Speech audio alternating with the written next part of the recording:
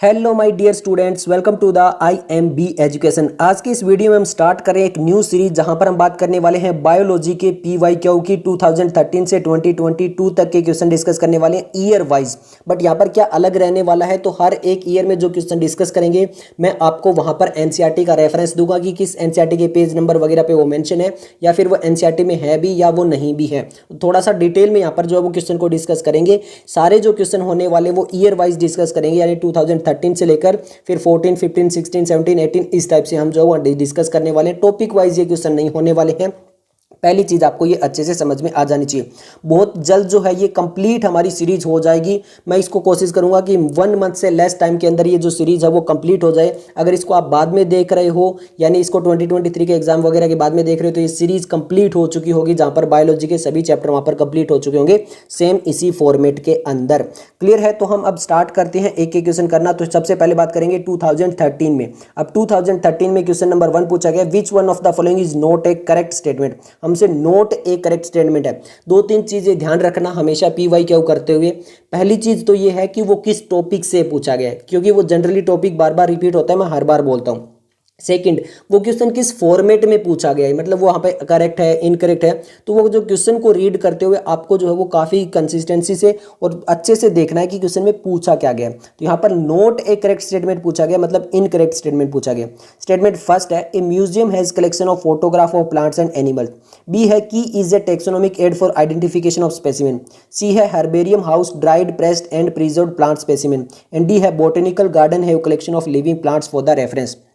अब आपको कुछ एक चीजें बताता हूं यहाँ पर PYQ करते हुए।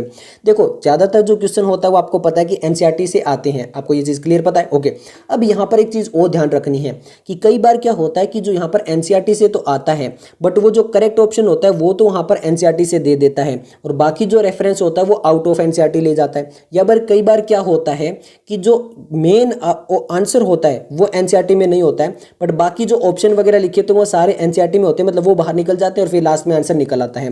तो इस टाइप की दोनों चीजें आपको पता होनी चाहिए, इसलिए NCERT को अच्छे से समझना है। अब यहां पर देखिए, A museum has collection of photograph and plants and animals. ये कहीं से कहीं तक NCERT में मेंशन नहीं है। ये जो हमारे सामने म्यूजियम वाला पोर्शन है वो NCERT के पेज नंबर 12 पे लिखा हुआ है। अब म्यूजियम में क्या लिखा हुआ है कि यहाँ पर जो होता है वो collection of preserve plants and animal species, यानी यहाँ पर जो प्लांट्स और एनिमल्स होते हैं उनको प्रिजर्व करके उनकी कलेक्शन रखी जाती है, या फिर जो एनिमल्स है उनके स्केलेटन को भी रखा जाता है, बट उनके फोटोग्राफ को कहीं पर भी नहीं रखा जाता। ये साफ साफ मेंशन किया गया है। बट ये क्या कह रहे हैं कि म्यूजियम के अंदर कलेक्शन ऑफ फोटोग्राफ होता है, तो ये मतलब इनकरेक्ट हो गया, हमारा ऑप्शन यहां से आ गया। बट बी ऑप्शन देखते हैं, key is the taxonomic aid for identification of specimen.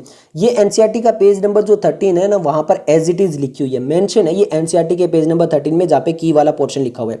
Herbarium house dried pressed and preserve plant specimen, ये भी जो NCERT का पेज नंबर 11 है, जहां पे हर्बेरियम स्टार्ट होता है, बिल्कुल लास्ट वाला पैरा, वहां पर डायरेक्टली NCERT में एज इट इज लिखी हुई है।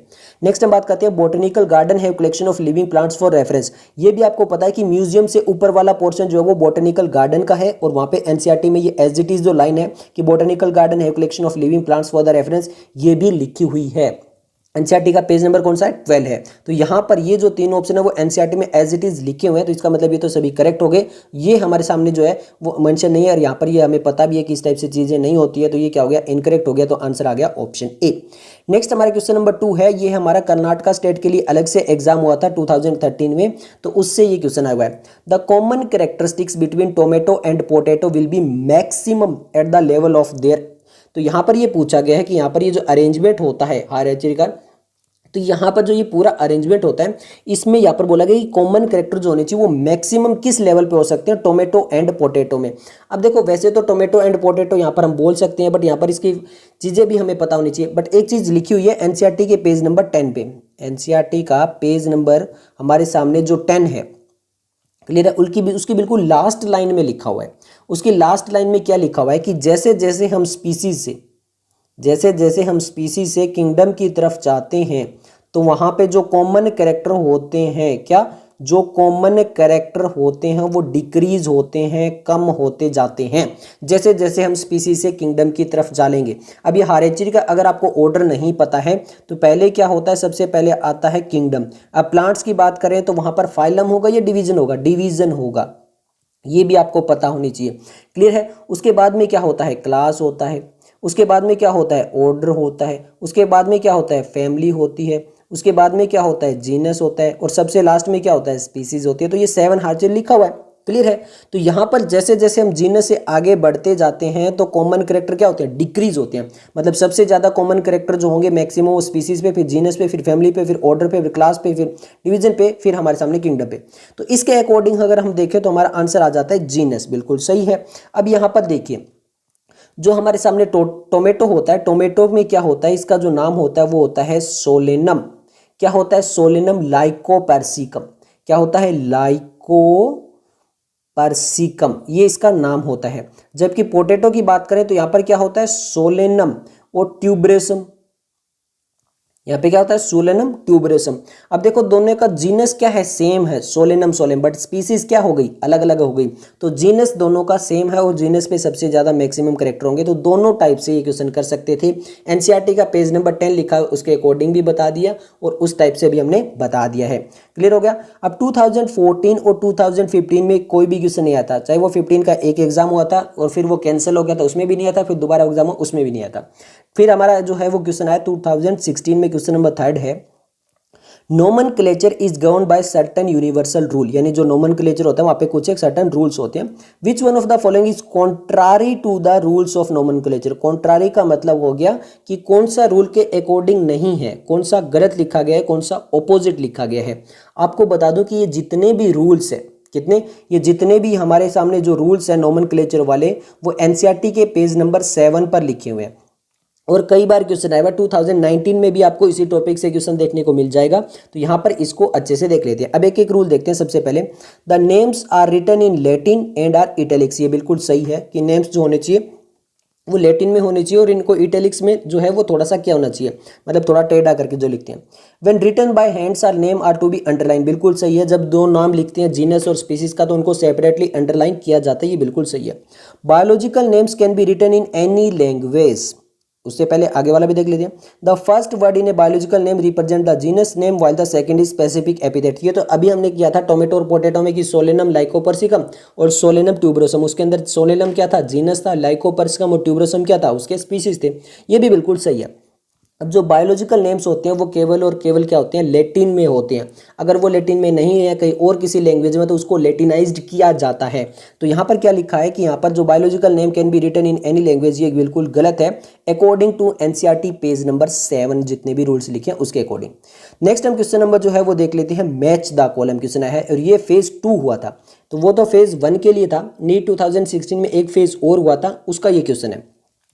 Match the column 1 with column 2 for house fly classification and select the correct option using the code below. अब यहाँ पे फैमिली, ऑर्डर, क्लास और फाइलम दिया है किसका, हाउस फ्लाई का। अब आपको बता देता हूँ जो यहाँ पर एनसीईआरटी का पेज नंबर 11 है, वहाँ पर एक टेबल दी हुई है 1.1 और वहाँ पर कई चीज़ों के बारे में बात की हुई है। ठीक है, तो वहाँ पर एक बात की हुई है किसके बारे में, हाउस फ्लाई के बारे में। ह्यूमन के बारे में भी बात की हुई है, हाउस फ्लाई के बारे में भी बात की हुई है। तो यहाँ पर देखिए हाउस फ्लाई में सारा कुछ इस टेबल में दिया हुआ है। तो यहाँ पर जो उसकी फैमिली होती है हाउस फ्लाई की वो होती है मस्केडी। क्या होता है, मस्केडी। उसके बाद में अगर हम ऑर्डर की बात करें तो वो क्या होता है, डिप्टेरिया होता है। नेक्स्ट हम अगर क्लास की बात करें तो क्लास क्या होता है उसका, इंसेक्टा होता है और फाइलम आर्थ्रोपोडा होता है। ये तो हमने एनिमल किंगडम में भी पता है ये दोनों चीजें। तो अब उसके अकॉर्डिंग हमारा जो फर्स्ट है वो थर्ड के साथ जाना चाहिए। फर्स्ट थर्ड के साथ 2 ऑप्शन में जा रहा है, 2 में नहीं जा रहा है। बी जो है वो हमारा फर्स्ट के साथ जाना चाहिए, वो केवल इस ऑप्शन में जा रहा है, इसमें नहीं जा रहा। तो आंसर तो आ गया। सी हमारा फोर्थ के साथ, डी सेकंड के साथ, तो हमारा आंसर क्या बन गया, ऑप्शन ए बन गया। नेक्स्ट हम जो है वो नीट 2017 का क्वेश्चन देख रहे हैं। अब आपको खास चीज बता देता हूं 2017 का क्वेश्चन देखते हुए। विच one of the following represent the order of the horse. आपको बता दूं जो 2006 से पहले जो एनसीईआरटी थी उसमें डेवलपमेंट ऑफ हॉर्स दिया हुआ था इवोल्यूशन चैप्टर में। क्लियर है, और वहां पर इसके बारे में बात की गई था। बट जो रीसेंट एनसीईआरटी है यहां पर ऑर्डर वगैरह हॉर्स का नहीं दिया हुआ है। आपको पहले ही बता दूं ये आउट ऑफ एनसीईआरटी है। इक्विडी, पेरिसोडक्टाइला, केबेलस या फिर फेरस, इनमें से हॉर्स का ऑर्डर कौन सा है ये हमें बताना है। तो सबसे पहले देखो यहाँ पर अगर किंगडम की बात करें हॉर्स की तो वो तो एनिमेलिया हो गया, ये तो हमें पता ही है भैया। फाइलम की बात करें तो ये हमारा कोडेटा हो जाएगा जो एनिमल किंगडम के अकॉर्डिंग आता है, ये भी हमें पता है। क्लास की बात करें तो वो तो हमारा मेमेलिया हो जाता है। तो ये 3 चीजें तो हमें पता ही है। क्लियर है। तो यहाँ पर उसके बाद में क्या आता है हमारे सामने, अब यहाँ पर हमारे सामने ओडर आता है। ओडर जो होता है हॉर्स का वो होता है पेरिसोडक्टाइला, याद रख लेना। ओडर जो होता है वो क्या होता है, पेरिसोडक्टाइला। इक्वेडी क्या होती है, फैमिली होती है। फेरस क्या है, ये स्पीसीज है।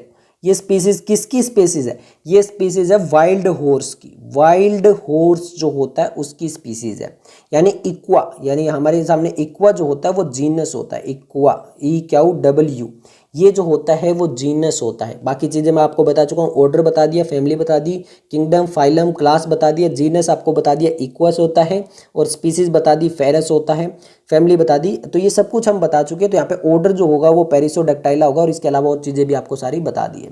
ओके, नेक्स्ट हम बात करने वाले हैं क्वेश्चन नंबर 6 के बारे में। 2018 में आया हुआ क्वेश्चन है। Match the item given in column 1 with those in column 2 and select the correct option. Herbarium की म्यूजियम और कैटलॉग। हर्बेरियम मैंने अभी अभी आपको बताया था, एनसीईआरटी के पेज नंबर 11 में जो है वो मेंशन है। अब क्या होता है, it is a place having a collection of preserve plants and animals. तो हर्बेरियम में दोनों को प्रिजर्व करके नहीं रखा जाता, वो तो म्यूजियम में रखा जाता है। तो ये हमारा फर्स्ट के साथ चला जाएगा। A list that enumerates methodically all the species found in area with brief description identification. It is a place where dried and press plant specimen mounted on the vents. ये हर्बेरियम का होता है। A booklet containing is a list of character and that alternate which are helpful in identification of. ये alternate वाला और यहाँ पर character वगैरह वाला किसके साथ जाता है, ये हमारा की के साथ जाता है। A list that enumerates mathematically all the species found in particular area, ये कहाँ पे जाता है, कैटलॉग के साथ जाता है। तो हर्बेरियम तो मैंने आपको बता दिया, हर्बेरियम तो एनसीईआरटी के पेज नंबर 11 पे है। ये जो की वाला पोर्शन है ये कहाँ पर लिखा हुआ है, एनसीईआरटी के पेज नंबर 13 पे लिखा हुआ है। म्यूजियम वाला कहाँ पे लिखा हुआ है, एनसीईआरटी के पेज नंबर 12 पे लिखा हुआ है। कैटलॉग वाला कहाँ पे लिखा हुआ है, एनसीईआरटी के पेज नंबर 14 पे लिखा हुआ है। बट ये डायरेक्ट नहीं लिखा हुआ है वहाँ पर कैटलॉग की सारी चीज़ें, बट वहाँ पर देखो एनसीईआरटी में लिखा है कि वहाँ पे जो एक पर्टिकुलर एरिया में जो स्पीसीज मिलती है उनके बारे में ये सारी चीज़ें बताते हैं, और वहाँ पे कैटलॉग लिखा हुआ है ऊपर ही ऊपर में। तो यहाँ से ये क्लियर होता है कि एक पर्टिकुलर फाउंड अगर एरिया है और वहाँ पे कोई स्पीसीज वगैरह देखनी है तो उसके लिए कैटलॉग वगैरह यूज होगा, जो एनसीईआरटी ने पेज नंबर 14 में मेंशन किया है। तो इस टाइप से आपको चीज़ें क्लियर हो चुकी होगी। तो अब हम देख लेते हैं, फर्स्ट जो हमारा थर्ड के साथ जाना चाहिए, तो फर्स्ट थर्ड के साथ में इन दो ऑप्शन में जा रहा है। सेकंड हमारा जो फोर्थ के साथ जाना चाहिए, सेकंड फोर्थ हमारे साथ में डी ऑप्शन में जा रहा है। थर्ड जो है वो फर्स्ट के साथ जा रहा है और फोर्थ जो वो सेकंड के साथ जा रहा है। तो हमारा जो आंसर बनेगा वो बनेगा ऑप्शन डी। क्लियर हो गया। नेक्स्ट हम क्वेश्चन नंबर जो है 7 देखते हैं। क्वेश्चन नंबर 7 हमारा स्टार्ट हो जाता है 2019 में। Select the correctly writing scientific name of mango which was first describe the Carl's Linus. मैंने आपको बताया था 2016 में, जहाँ पर एनसीईआरटी का पेज नंबर 7 में जहाँ पे रूल्स लिखे हुए हैं, चारों रूल्स, उसके बिल्कुल नीचे वाले पैराग्राफ में ये साफ साफ लिखा हुआ है। ये डायरेक्टली कॉपी पेस्ट है कि अगर किसी ने जो है कोई चीज़ को डिस्कवर किया है, उसके बारे में लिखा है, साइंटिस्ट वगैरह है, तो उसको किस में लिखेंगे हम, उसको एब्रीवेटेड फॉर्म में लिखेंगे। एब्रीवेटेड फॉर्म क्या होता है, ये कार लिन वाला नहीं होता, केवल उसका जो एब्रीवेटेड फॉर्म हो गया, जैसे कार्ल्स लिनस का लिन। तो मैग्नीफेरा इंडिका तो हो गई उसकी जो जीनस और स्पीसीज, यानी मैंगो का ये नाम हो गया, और लिन उन्होंने बताया है तो मैग्नीफेरा लिन इस टाइप से लिखा जाएगा। तो हमारा आंसर आ जाएगा ऑप्शन ए। एनसीईआरटी का page number 7 directly mention. Next time जो है 2019 में ओडिशा स्टेट के लिए अलग से एग्जाम होता है, उसका है the contrasting character generally in a pair used for identification of animals in the taxonomic key are refer to as the. NCERT का पेज नंबर 13 है, एनसीईआरटी का पेज नंबर 13 है, की वाला पैराग्राफ है। वहां पे साफ साफ लिखा हुआ है कि जो contrasting character generally in a pair use for the identification of animals in taxonomy are refer to as, क्या बोलते हैं उसको बोलते हैं कपलेट। और लेड किसको बोलते हैं, each statement in the key, जो की के अंदर है हर एक जो स्टेटमेंट लिखी जाती है उसको लेड बोला जाता है, या लीड बोला जाता है, या लेड बोल सकते हो, तो उसको लेड बोला जाता है। बट कपलेट बोला जाता है जो पेयर के अंदर कॉन्ट्रास्टिंग कैरेक्टर लिखे जाते हैं उनको कपलेट बोला जाता है। तो आंसर क्या आ जाएगा, ऑप्शन बी आ जाएगा। नेक्स्ट हमारा क्वेश्चन नंबर जो है वो 9 है। क्वेश्चन नंबर 9 में बोला गया which of the following is against the rule of ICBN, यानी इनके अकॉर्डिंग कौन सा इनमें से आईसीबीएन का रूल नहीं है। आईसीबीएन का रूल क्या होता है आपको पता ही है, इंटरनेशनल जो है वो होता है जहाँ पर बॉटनिकल नेम दिए जाते हैं। तो यहाँ पर सिंपल सा है, सेम वही रूल्स होंगे जो हमने क्वेश्चन नंबर 3 के लिए बताए थे एनसीईआरटी का पेज नंबर 7 पर। तो यहाँ पर जो है वो वापिस से देखते हैं कौन सा रूल जो है यहाँ पर बोला है अगेंस्ट द है, मतलब कौन सा गलत लिखा हुआ है वो चीज़ देखनी है। Hand written scientific name should be underline, जो हैंड रिटन लिखेंगे वो तो हम अंडरलाइन लिखेंगे, बिल्कुल सही है। Every species should have a generic name and a specific epithet, ये तो हमें पता है, ये भी बिल्कुल करेक्ट है। Scientific name are in Latin and should be italics, बिल्कुल सही है कि जो साइंटिफिक नेम लिखेंगे वो लैटिन लैंग्वेज में होना चाहिए और उनको जब प्रिंट कर रहे हैं तो वो इटैलिक्स में होने चाहिए, और अगर हैंड रिटन करें तो उनको सेपरेटली अंडरलाइन करें। Generic and specific name should be written starting with the small letter, ये बिल्कुल गलत लिखा हुआ है। एनसीईआरटी ने साफ साफ बोला है कि जो जीनस का नेम होगा, यानी ये जो पहला नाम होता है जेनरिक नेम होता है, ये कैपिटल लेटर से स्टार्ट होगा, और जो स्पेसिफिक एपिथेट होता है वो स्मॉल लेटर से स्टार्ट होना चाहिए। फॉर एग्जांपल मैं आपको एक यहाँ पर हिंट देता हूँ, यहाँ पर देखो दो जगह मैग्नीफेरा इंडिका मान लो ऐसा कोई क्वेश्चन आ जाए तो देखो दोनों ही मैग्नीफेरा इंडिका है, बट इसमें जो स्पीसीज है उसका फर्स्ट लेटर कैपिटल लिखा है तो ये गलत हो जाएगा, और इसमें जो कैपिटल लेटर इसमें स्मॉल लिखा है तो ये सही होगा। इसी टाइप से अगर यहाँ पे दो ऑप्शन हो जाते, मैग्नीफेरा इंडिका के आई बड़ा कर देते और यहाँ पे स्मॉल कर देते ये कार हटा के, तो हमारा इन दोनों में से ये वाला होता है, इस चीज़ को ध्यान रखना है। तो ये इन्होंने बताया है, तो इसके अकॉर्डिंग क्या होगा, ये वाला जो लिखा है कि दोनों में स्मॉल लेटर होता है ये गलत लिखा है। जो हमारा जेनरिक नेम होता है वो कैपिटल से होता है, स्पेसिफिक स्मॉल से होता है। नेक्स्ट हमारा 2020 में जो फेज 2 था और दोनों थे वहां पर कोई भी क्वेश्चन नहीं आया था। फिर हमारे सामने 2021 में आया। 2021 में सेम वहीं से क्वेश्चन आया जहां से क्वेश्चन नंबर 4 हमने किया था। अब यहां पर देखो क्या है, which one of the following belong to family Muscidae, यानी इनमें से कौन सा जो फैमिली मस्केडी से बिलोंग करता है। हमने फैमिली मस्केडी बताई थी, ऑर्डर डिप्टेरा बताया था, क्लास इंसेक्टा बताया था, फाइलम आर्थ्रोपोडा बताया था, किसका, फायरफ्लाई, ग्रास हॉपर, कॉकरोच या हाउस फ्लाई का बताया था। एनसीईआरटी का पेज नंबर 11 टेबल 1.1। नेक्स्ट हम क्वेश्चन नंबर जो है वो 22 आ चुका है। क्वेश्चन नंबर क्या है, 22 है।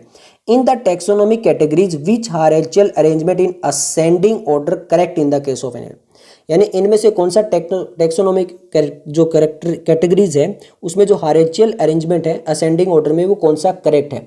अब आपको बता दूं कि हमारे सामने जो एनसीईआरटी का पेज नंबर जो है वो 7 रहने वाला है, तो वहाँ पर फिगर 1.1 है, जो एनसीईआरटी का फिगर 1.1 है। ये सारी चीज़ जो क्वेश्चन में है वो उसके बिल्कुल लास्ट में लिखी हुई है। जो मैं आपको ये सारी चीज़ें बता रहा हूँ ये बिल्कुल लास्ट में लिखी हुई है। सॉरी, एनसीईआरटी का पेज नंबर 10 है भाई, एनसीईआरटी का पेज नंबर 10 है और फिगर 1.1 है। तो वहां पर ये जो फिगर 1.1 है उसके नीचे ये लिखा हुआ है कि ये जो अरेंजमेंट है हायरार्चिकल अरेंजमेंट वो असेंडिंग ऑर्डर में है। अब वो किस टाइप से है, वो है यहाँ पर कीप पोर्ट यानी कीप फाइलम, यहाँ पे किंगडम फाइलम आना चाहिए पहले, kingdom phylum class order family genus species, ये बिल्कुल सही है। ये किंगडम से फाइलम आना चाहिए, किंगडम से ऑर्डर नहीं फाइलम आना चाहिए, तो बिल्कुल सही हमारा एक ही ऑप्शन है, that is the option B. ये हमारा आंसर निकल कर आएगा। क्लियर हो गया। तो ये सारे क्वेश्चन थे इस चैप्टर के लिए। मिलते हैं जल्दी नेक्स्ट वीडियो के साथ, तब तक के लिए धन्यवाद।